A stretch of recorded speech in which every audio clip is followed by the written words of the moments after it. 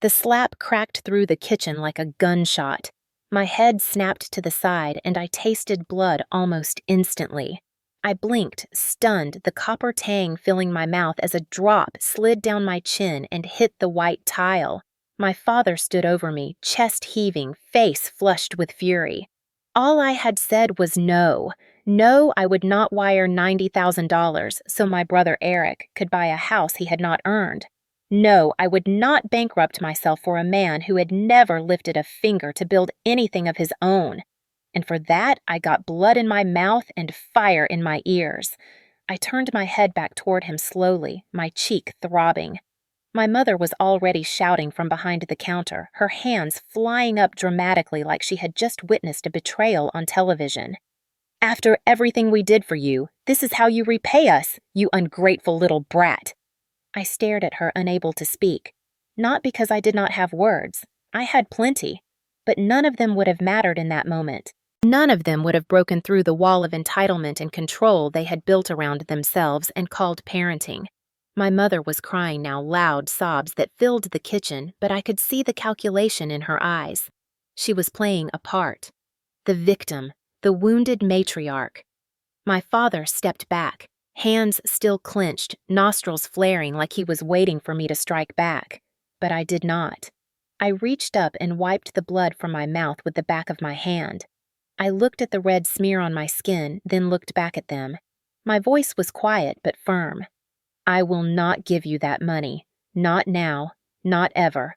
I turned, walked out of the kitchen past the living room, out the front door, and into the cold January air.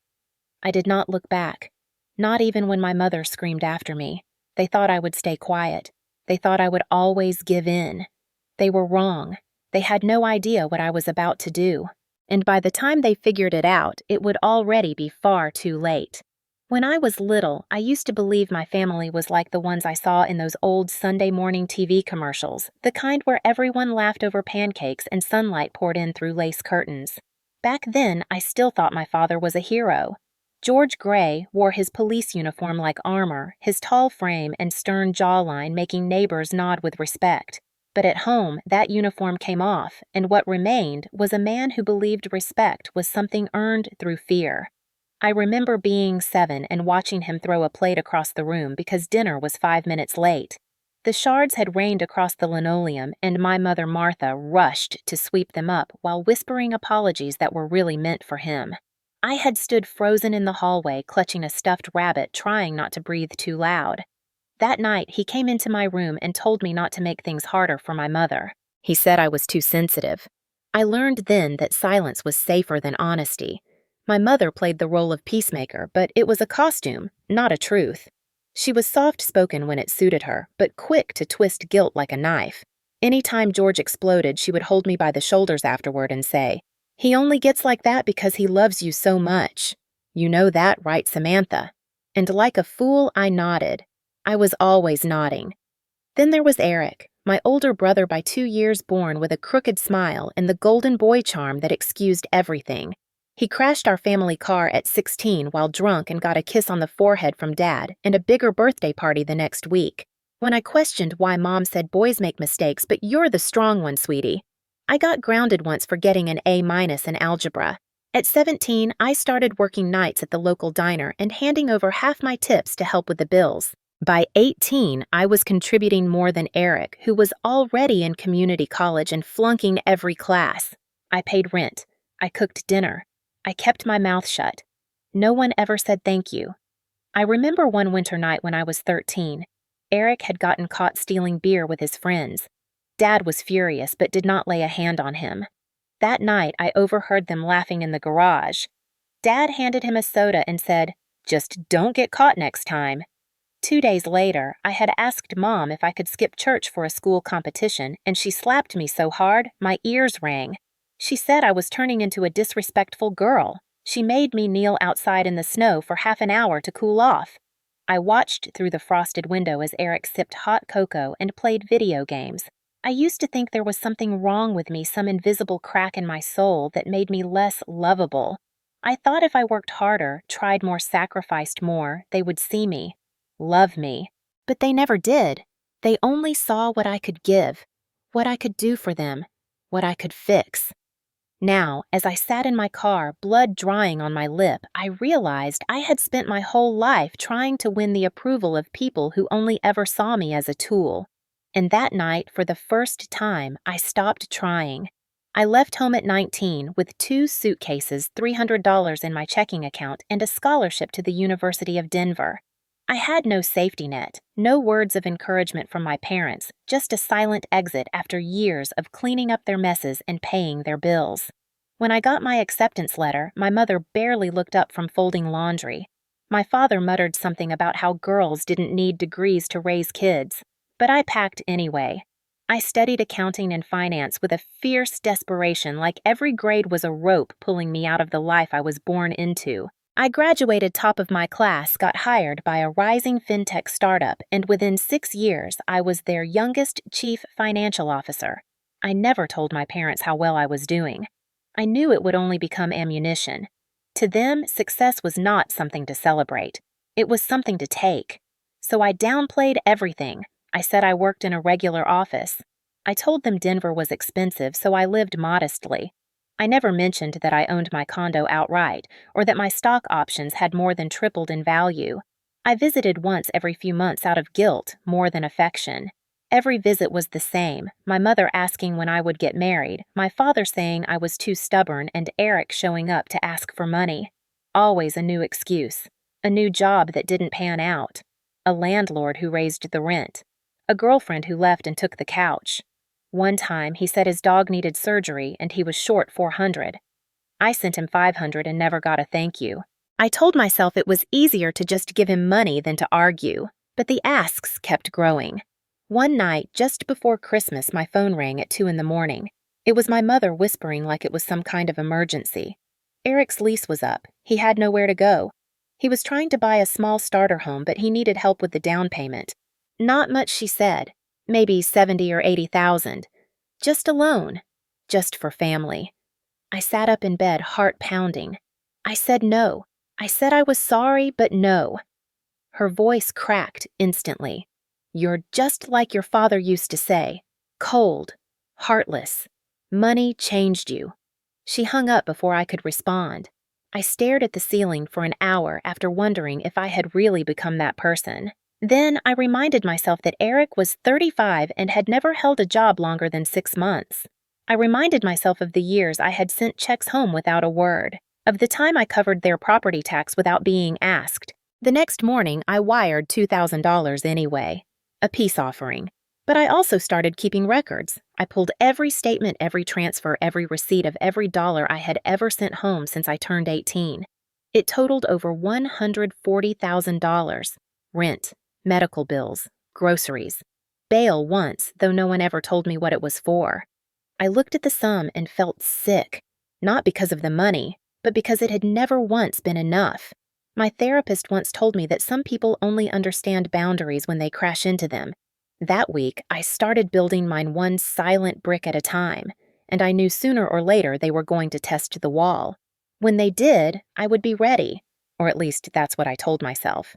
But nothing prepares you for the moment your own father strikes you across the face and your mother calls you ungrateful for bleeding on their floor.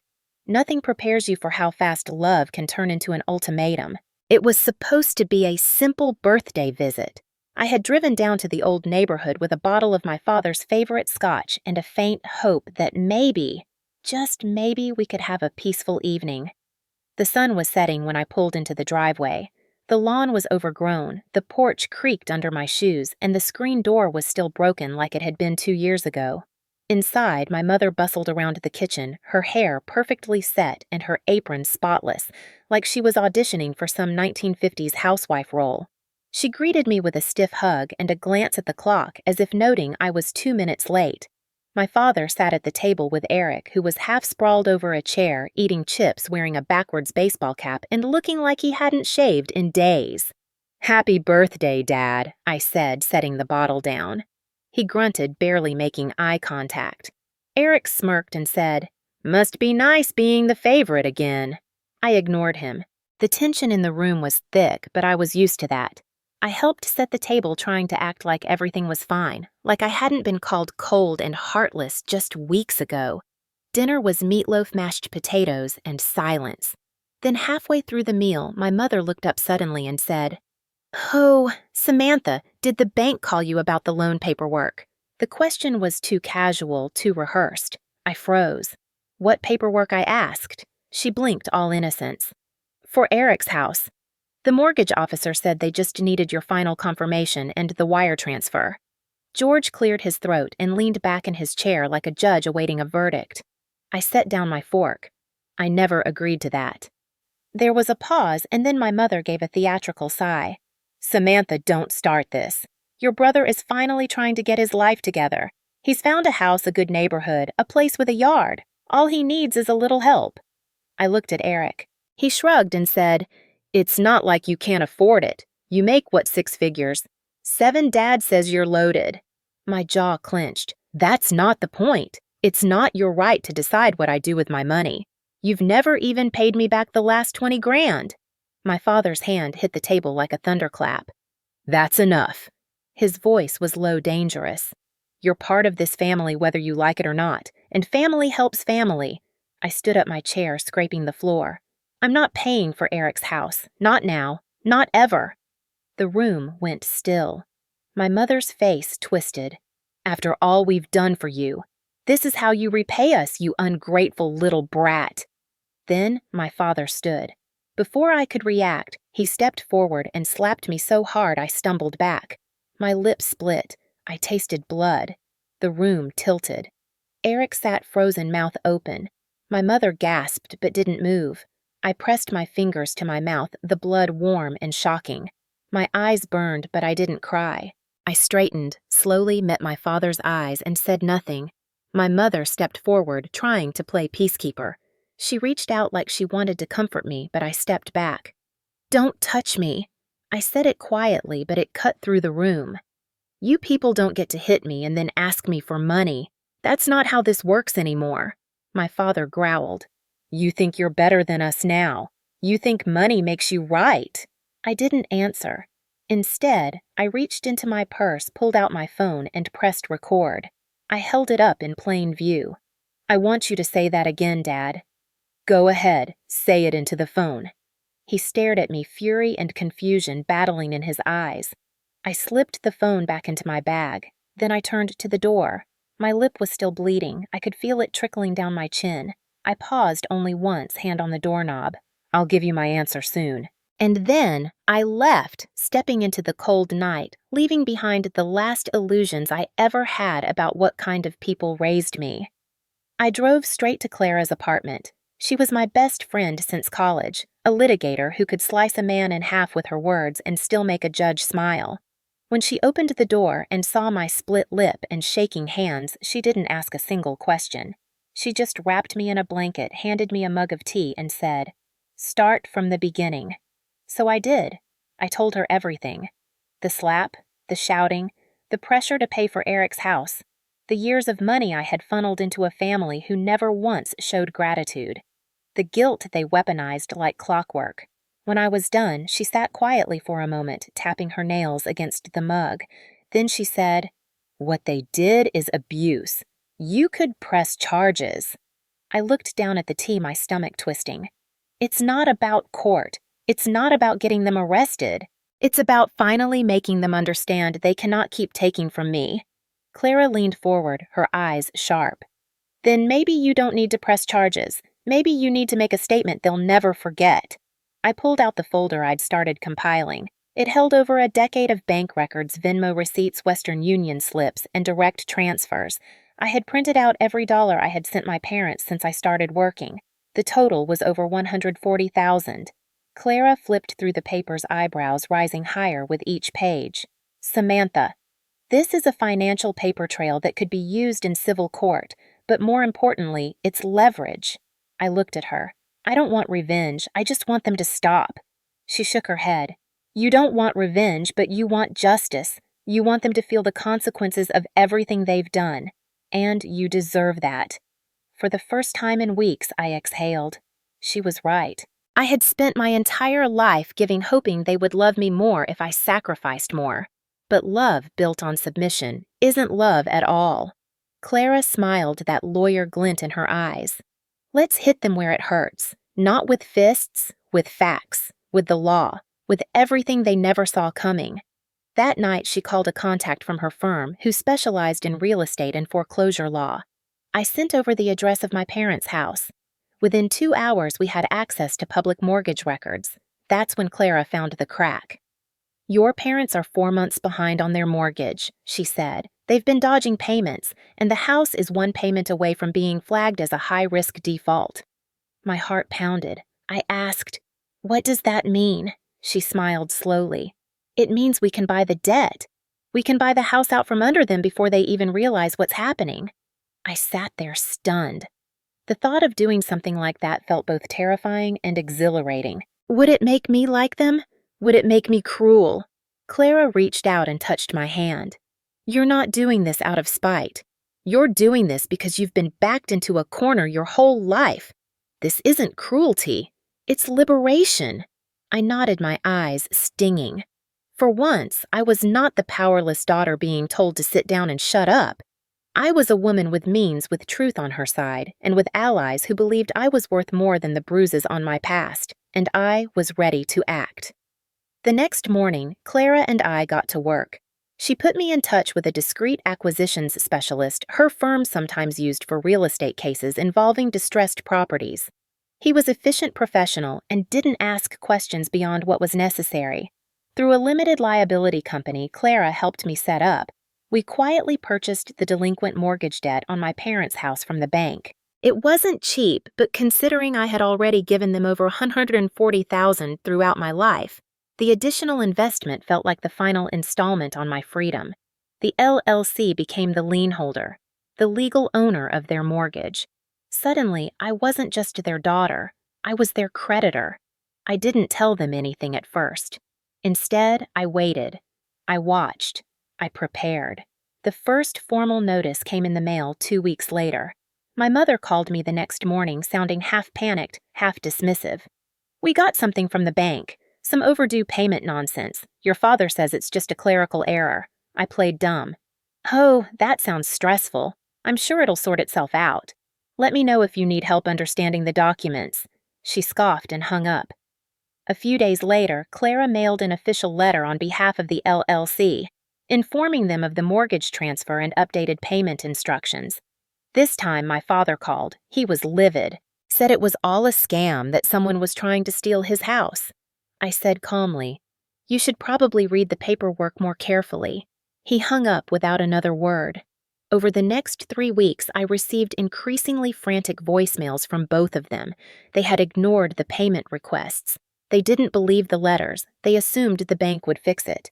Then they got the formal notice of default. That's when the calls turned desperate.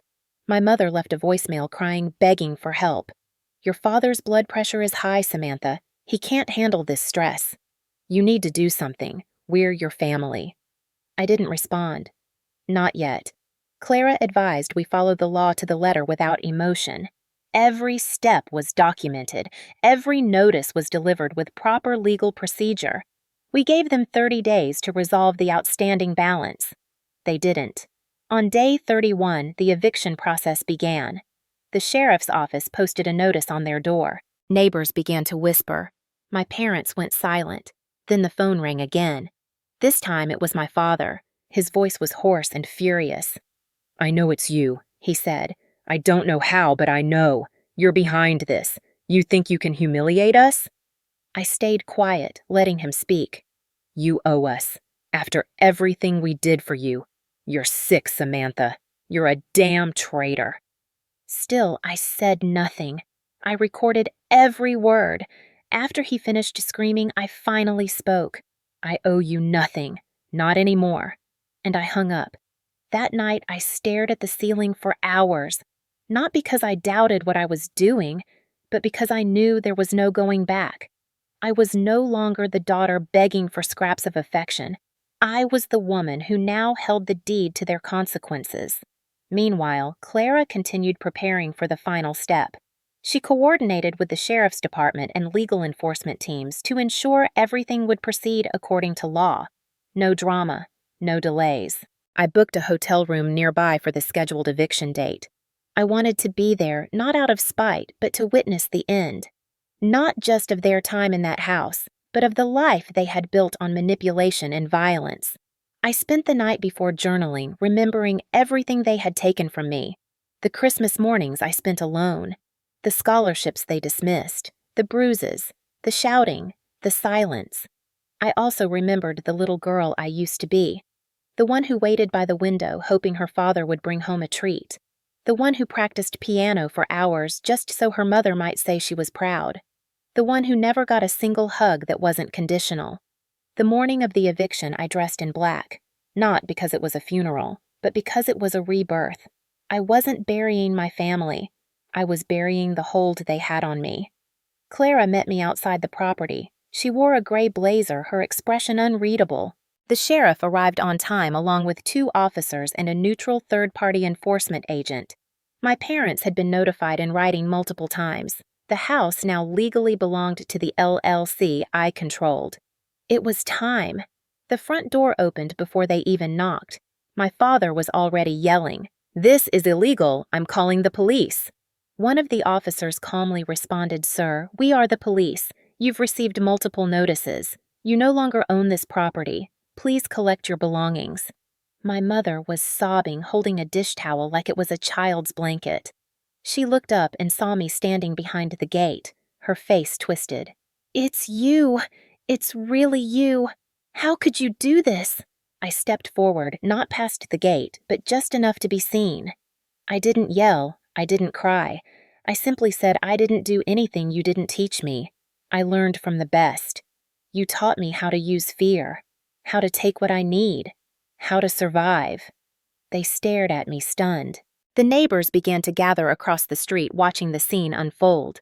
My father shouted something, but it was drowned out by the sound of a moving truck backing into the driveway. Clara handed the enforcement agent the final set of documents. He nodded. It was done.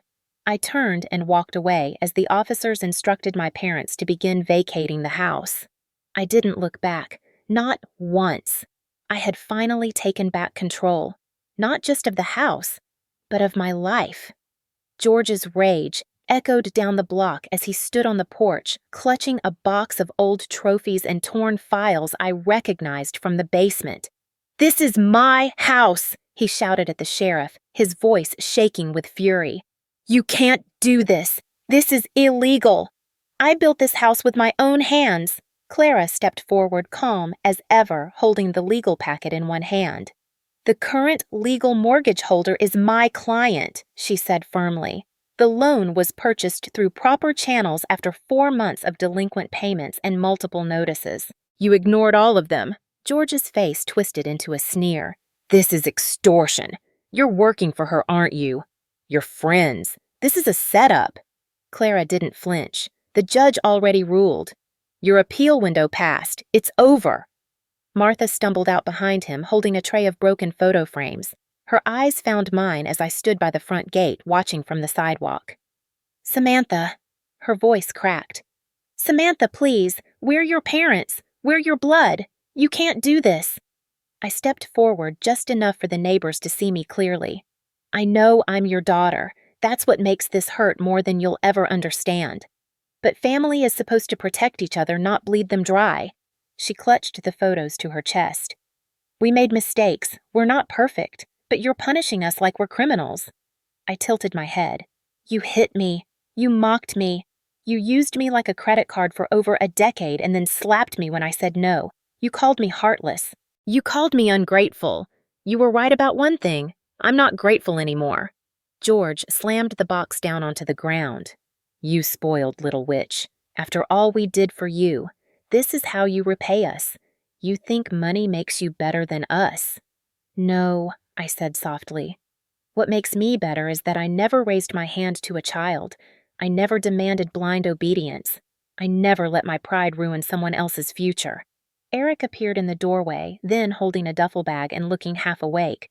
"What's going on?" He spotted me, and immediately his shoulders slumped.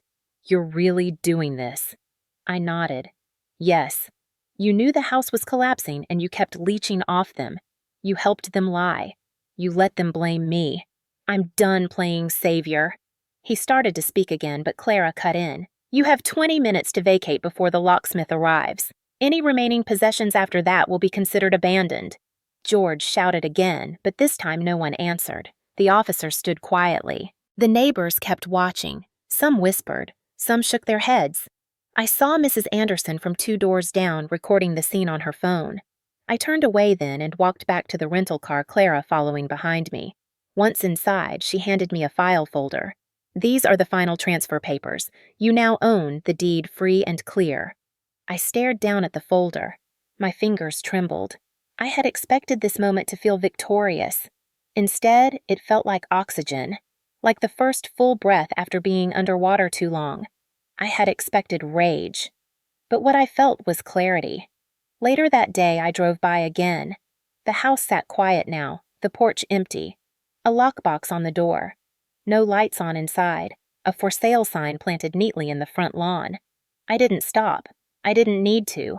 I had seen all I needed, and I knew I would never step foot in that house again. That night, Clara and I toasted with cheap wine in her kitchen. To consequences, she said, raising her glass. To silence, I replied, because for the first time in my life, the shouting was finally over, and I had turned the noise into something stronger. I had turned it into justice. George and Martha moved in with Eric after the eviction, dragging their boxes and wounded pride into his cramped 2-bedroom apartment in a rundown complex on the edge of town. At first, they tried to act like everything was temporary. George told neighbors they were remodeling the house. Martha spun a story about insurance delays, but the truth always leaks through cracks. Within 2 weeks, Eric began to complain. He texted me once late at night. "They're driving me crazy. Dad yells at the TV all day. Mom rearranged my entire kitchen." I didn't reply. A few days later, another message came. "Can you help them?" "Just a little, maybe pay for a hotel or something." I blocked his number. Then Martha started calling again. This time, her voice was smaller, softer, like she was trying on humility for the first time in her life. "Samantha, honey, we know we made mistakes, but we're still your parents. Blood is blood. You can't leave us like this." I sat in my apartment staring at the voicemail, letting it play on loop. Then I opened my laptop and drafted an email with no greeting and no goodbye. It said, "Family is not where I am slapped for saying no. Family is not where I am guilted into servitude. I am not abandoning you. I am choosing myself. Do not contact me again." I clicked send. That night I lay in bed staring at the ceiling, my chest tight but my mind clear. This wasn't vengeance. This was liberation. Weeks passed. Word spread. A distant cousin emailed me saying he heard what happened, said I was brave, said he wished he had stood up years ago too. I didn't respond. I didn't need to. Meanwhile, Clara helped me file for ownership transfer on the house. Instead of selling it, I made a different decision. I donated it. I worked with a local nonprofit that supports women fleeing domestic violence. We gutted the inside, painted every wall, replaced the locks, and opened it under a new name, the Grey Haven. It had 4 bedrooms, a shared kitchen, and a quiet backyard with lavender bushes and a single wooden bench where the sunlight hit just right in the mornings. The plaque by the door read, "Here, peace lives." On opening day, Clara brought her niece Emily, who was only 6 years old. Emily gave me a crayon drawing of the house with smiling stick figures standing outside. At the top, she had written, "This is your new house. No monsters allowed." I framed it and hung it inside the front hallway. Every time I walked past it, I smiled. That house, once filled with screaming and shame, now echoed with laughter and healing. Sometimes, when the sun set and the porch lights flickered on, I'd sit on the bench and remember. Not to relive the pain, but to honor how far I had come. One evening, a former resident named Jasmine brought me a potted plant as thanks. She said I never thought I'd feel safe again. But I did here. "You gave me that." I told her. "Someone once gave me silence. I just passed it forward." The Grey Haven became a sanctuary, a place where no one raised their voice unless they were singing, where every woman who entered was met with warmth, not demands. And slowly it began to feel like the family I had always deserved. One I built myself. one rooted in choice, not obligation, one shaped by courage, not fear. On a quiet Sunday morning, I sat on the porch of my rented house just outside Denver, a modest two-bedroom with creaky floors and too much sun in the kitchen. I held a mug of coffee between my hands, letting the warmth soak into my fingers as the steam curled up into the air. The yard was overgrown but peaceful, and for the first time in years, there was no buzzing tension in the back of my mind. No missed calls, no urgent voicemails, no guilt pressing down like a second spine. Just silence and birdsong. I took a deep breath and felt it settle into my chest like it belonged there.